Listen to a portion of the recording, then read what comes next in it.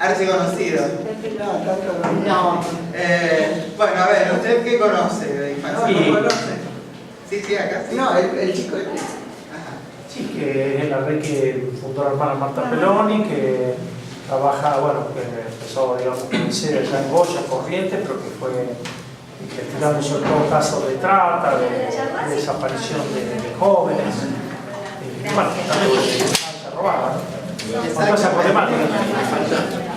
Exactamente. Y les contamos que Infancia Robada en estos momentos está casi en todo el país, faltarán 2 o 3 provincias. O sea, somos un grupo que trabajamos aquí en lo que dice que Caballero, tenemos que ver con el abuso infantil, con el maltrato, con todo el tema de adicciones, la violencia de género, la prostitución, la trata de personas. Este año hay un día, justamente creo que fue el 23 de septiembre, si mal no recuerdo, que hubo un programa que se emitió por televisión en el canal católico, en EWTN lo pasaron, en otros canales más, donde hablamos de la trata. Y se hizo acá una panfleteada y una marcha con un grupo de jóvenes, scouts, no sé si hay algunos scouts que han venido, porque estamos trabajando con ellos también. Cuando fuimos por primera vez a hablar de trata, nos dijeron, pero ¿cómo esto hablan ahora? Nunca nos habían hablado. O sea, ahora vamos extendiéndonos. Y justamente desde el principio estuvo Gustavo de Vega, que es psiquiatra, que lo conocemos desde hace mucho tiempo. Bastante. Mucho. Tenemos varias juventudes juntas, ¿no? Él es el director de ABCD y siempre estuvo dispuesto a hacer una actitud de mucho servicio para con nosotros. Nuestras reuniones las comenzamos en Cáritas. La directora de Socorro, aquí quien está de pie, invitó el espacio, y ahora también dentro de Cáritas estamos atentos a estas necesidades. Ya ha habido reuniones, o sea, vemos que esto vino para quedarse, lamentablemente. Y entonces durante el año fuimos tratando diferentes temas. Y hoy, como cierre del año y broche de oro, lo invitamos a Gustavo a que nos hablara acerca de las adicciones. Y todo esto, ¿cómo fue y por qué brotó?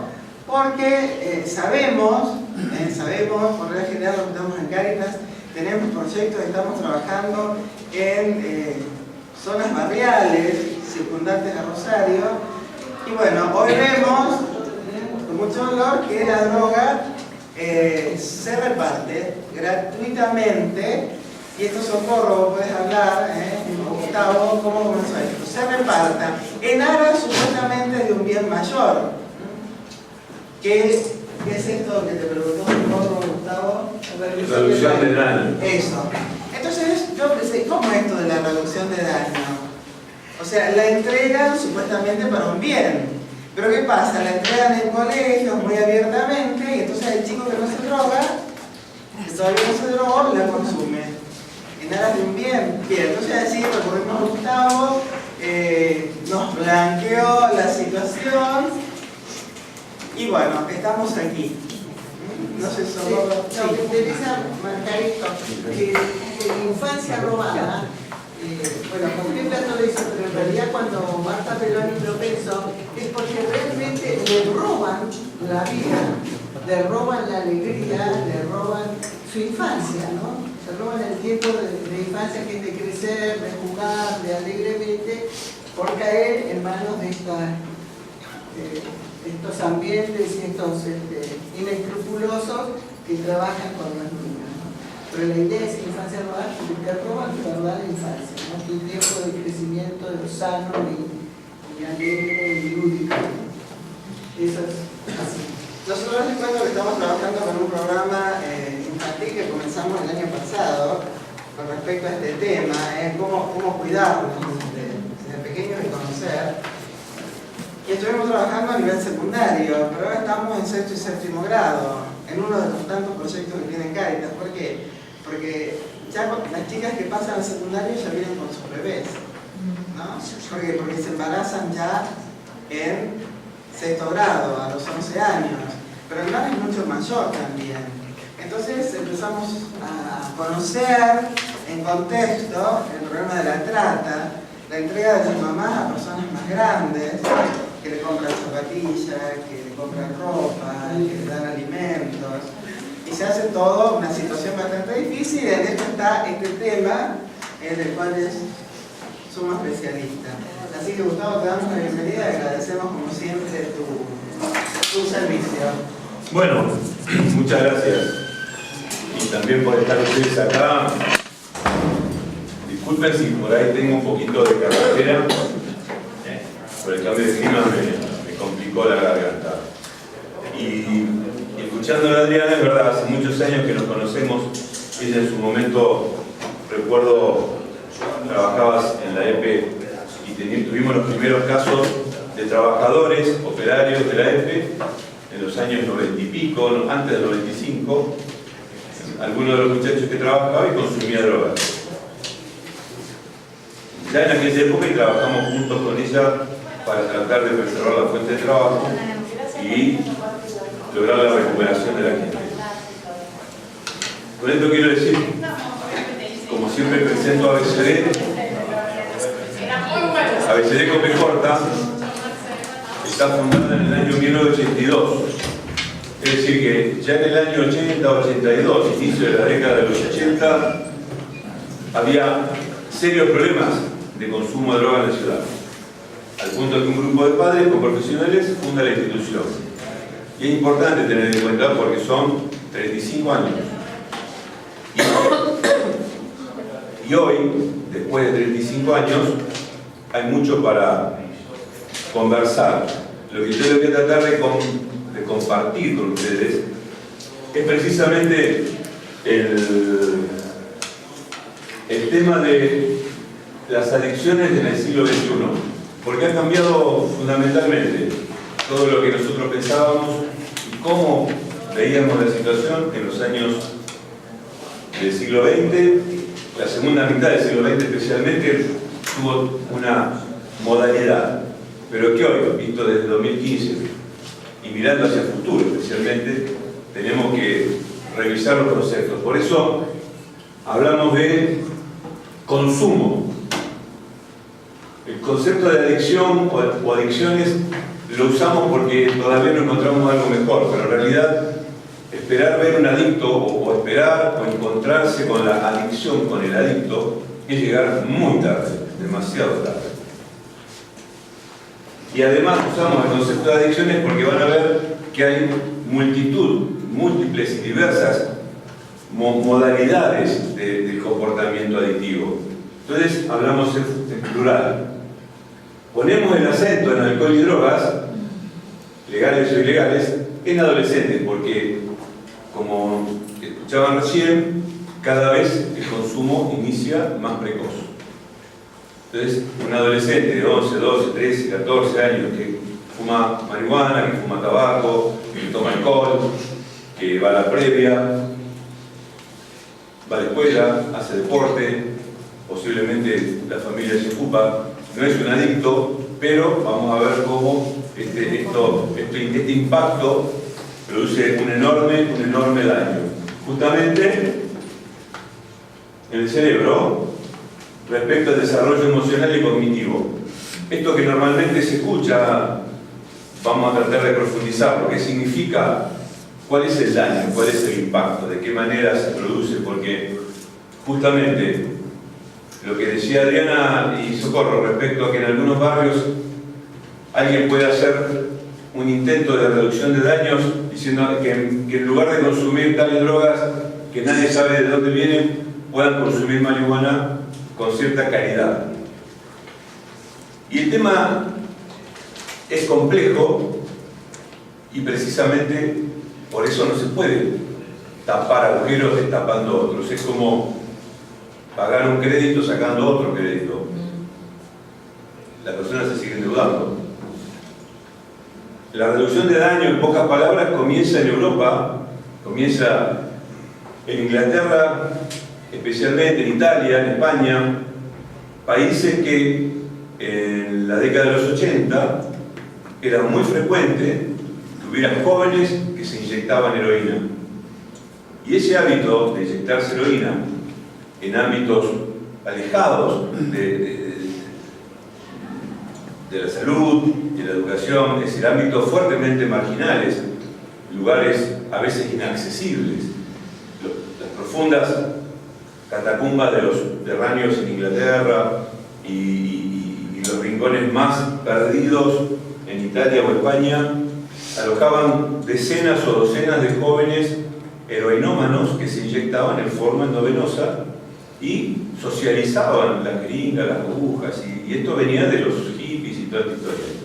Cuando aparece el problema, la epidemia de HIV-Sida en los 80, muchos de estos heroinómanos fueron los que primero se contagiaron y rápidamente se multiplicó por el contagio, por el uso de compartir, la costumbre de compartir jeringas y agujas. Entonces, cuando surge el tema del HIV, se propone el sistema de salud acercarse a estos marginales. Y allí arranca la idea inteligente de reducción de daños, porque entonces, ¿cuál es el objetivo respecto al HIV? Que no se contagiaran, que no se infectaran, que no se sobreinfectaran, que no se complicaran. Por lo tanto, en ese contexto era absolutamente factible que uno dijera: le vamos a llevar jeringa, le vamos a enseñar a limpiar las agujas, a no compartir, a hacer algunas medidas para, por lo menos, que no se complique más. Y esa fue la reducción de daño y sigue siendo el criterio básico. Acá se trajo, en los 90, se tomó ese ejemplo, esa modalidad, y se trajo para instalarla como política pública en nuestra región. El problema grave es que cuando uno hace solo una parte de todo un programa, cuando uno toma un solo eslabón de toda una serie de opciones, corre el riesgo de que esto sea inefectivo. Y así como ha pasado, como bien decía Adriana, si yo voy a un barrio... ¿Permiso? Sí, adelante. Allá por el Facebook.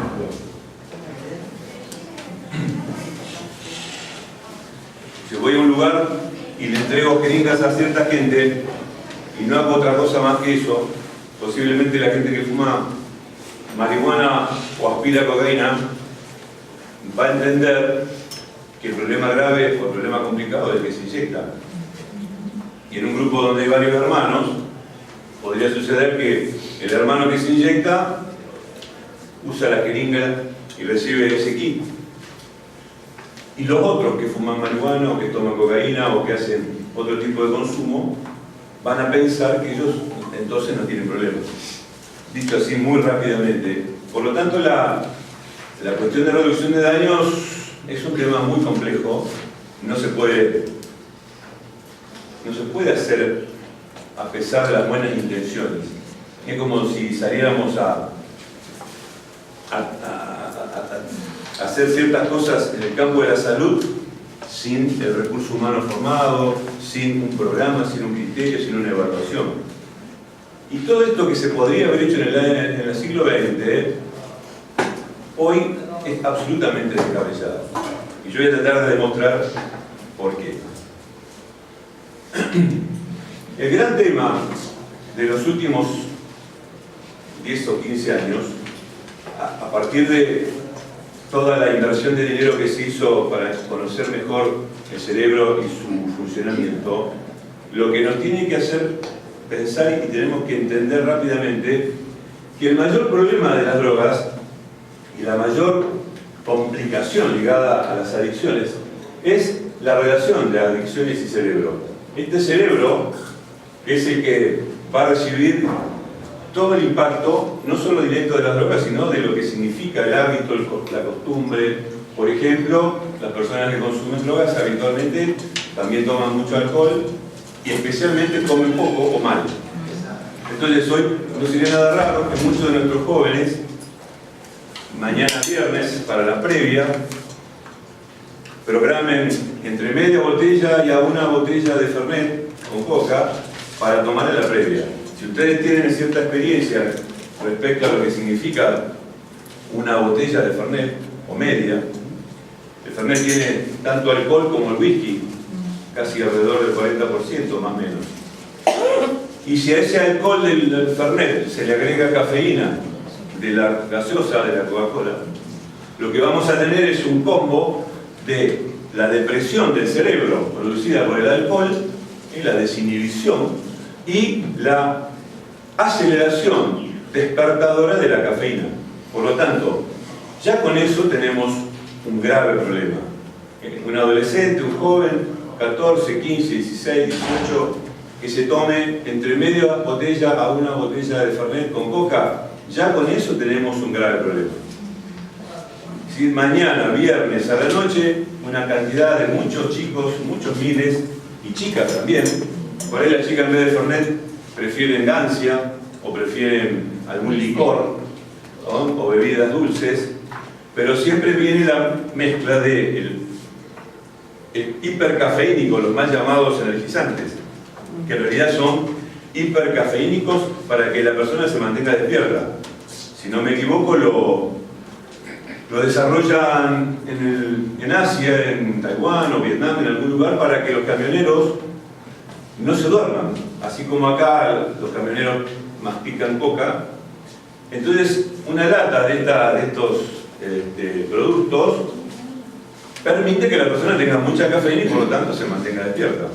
Entonces imagínense, el que toma esa cantidad de cafeína se mantiene despierto, puede seguir tomando alcohol, el cerebro se sigue deprimiendo, pero como está acelerado con la cafeína, no se da cuenta, hasta que de pronto, 5 o 6 de la mañana, el momento que sea, pasa el efecto de la cafeína y se queda dormido, a donde sea, en el boliche, en la calle, manejando, y así es como, desgraciadamente, estos chicos que se mataron hace un tiempo acá en la Avenida Pellegrini, descubrieron alcohol y estimulantes, y posiblemente no eran adictos, seguramente que eran 4 chicos estudiantes o trabajadores que salieron de fiesta, tomaron, consumieron un poco, y a las 6, 7 de la mañana se mataron, los 4.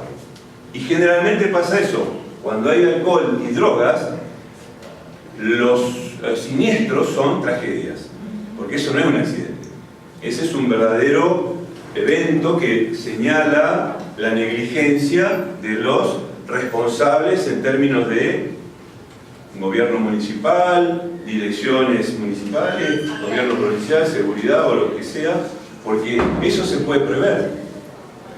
Si uno tuviera la alcoholemia y la narcolemia como corresponde en una ciudad como esta, ustedes recuerdan cuando se empezó la alcoholemia, prácticamente desaparecieron los muertos de fin de semana. Bueno, pero ahora ¿qué dice la gente en la calle? La alcoholemia le da 0 o le da poco, pero están dormidos, excitados, confundidos y obviamente que están con otro tipo de sustancias. Entonces el alcohol es el alcohol y las drogas es el punto de impacto en el cerebro. Este viejo amigo que todos conocemos del siglo XX, Popeye, ¿saben qué? Popeye, ojos saltones. Popeye, según dicen, fue un diseño para promover el consumo de vegetales en la dieta, especialmente en la época de la primera mitad del siglo XX. Espinaca. Claro, espinaca, consumía espinaca y se transformaba en el Super Popeye. Podríamos decir que en el siglo XXI, este cerebro de un joven lleno de humo, de marihuana, y el Popeye ya no con espinaca, sino con estimulantes, al menos alcohol, marihuana y algunos otros estimulantes, como hoy se habitúa el consumo de drogas recreativas, que se las llama recreativas, que en general son derivados diversos de las anfetaminas. El éxtasis, por ejemplo, es uno de los más conocidos, aunque en nuestra ciudad hay muchas variedades de drogas y en esta época del año, un poquito más cerca de las fiestas, aparece fuertemente el tema del consumo de LSD, ácido lisérgico. Entonces, podríamos decir que, con cierta ironía, estas serían las imágenes del Popeye del siglo XXI. Pero además también tenemos que tener en cuenta, como dije antes, las adicciones se han ido amplificando, diversificando, y eso es lo que nos tiene que también ayudar a pensar. El consumo, el gasto compulsivo, que no es exclusivo de la mujer, Hay un estereotipo de la mujer que gasta y que gasta. También hay varones que gastan y que no pueden parar de comprar y de gastar y de usar la tarjeta. Y el gasto compulsivo a muchas personas le ocasiona gravísimos problemas de endeudamiento, de conflicto, de violencia, porque hacen cualquier cosa para conseguir dinero, con lo cual seguir gastando y acumulan sin saber muy bien para qué. El gasto compulsivo, el juego compulsivo, la ludopatía o juego compulsivo se ha instalado ya hace mucho tiempo, pero en los últimos años en nuestra ciudad verdaderamente es un problema gravísimo. Esta imagen de mujeres de mediana edad que pasan larga cantidad de horas frente a las máquinas, uno la veía hace un tiempo como algo lejano.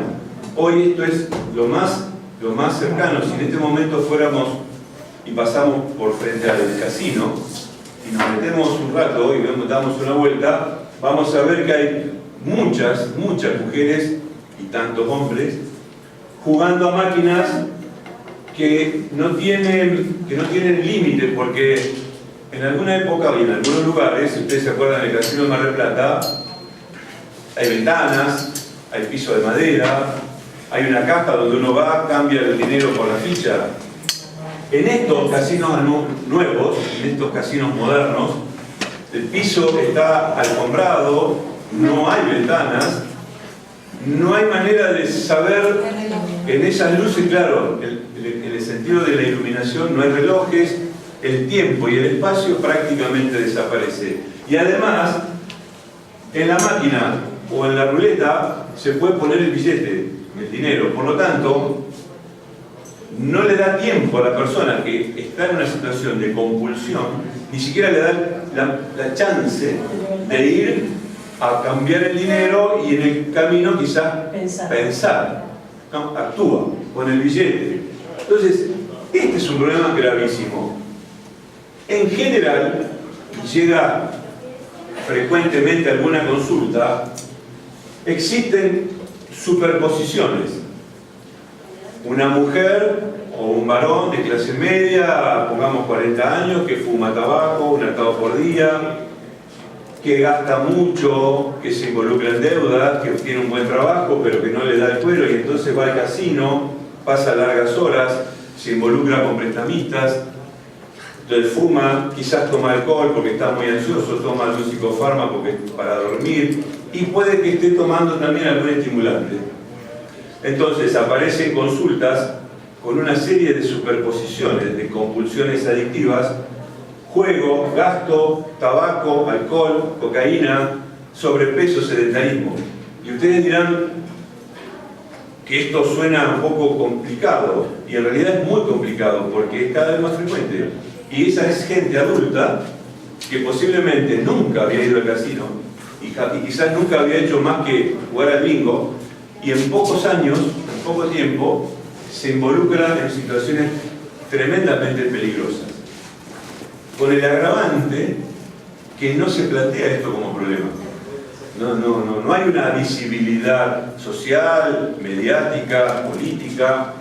Entonces, estamos asistiendo a una temporada donde podemos hablar de que se va dando una polución mental, una contaminación mental, una situación donde mucha gente joven o adulta de distintas edades está en una situación casi, llamémosle, vomitiva.